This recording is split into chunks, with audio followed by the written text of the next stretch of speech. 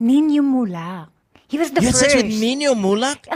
He's my first boyfriend, and then second boyfriend, Mon Confiado. Pero Mon. when you had sex with Nino, was he like the fat Nino now or medyo fit siya nung... Onin, patawarin mo ko. Kung magbubuking ako. Hindi, okay na, boyfriend mo yun. Hindi naman like... Siyempre, expected yun. Mataba na boyfriend. siya. Mataba na siya. Ron. Malaki din? Hindi gano. Minsan kasi hindi ko alam, nandun na pala. Yeah. Sabi niya, ano daw, hindi daw kalakihan pero malasa. Ang tawag niya doon, chorizo de Mulak. Yung isa... Mon Confiado.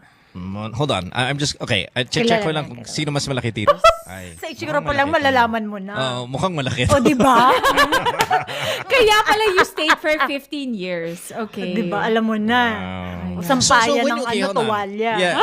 So when you go from Nino Mulak na maliit na tito to this guy, nasya ka ba? Pagdating ko sa kanya, na-divergent. Feeling ko virgin ako. Sabi ko, dumugo yata.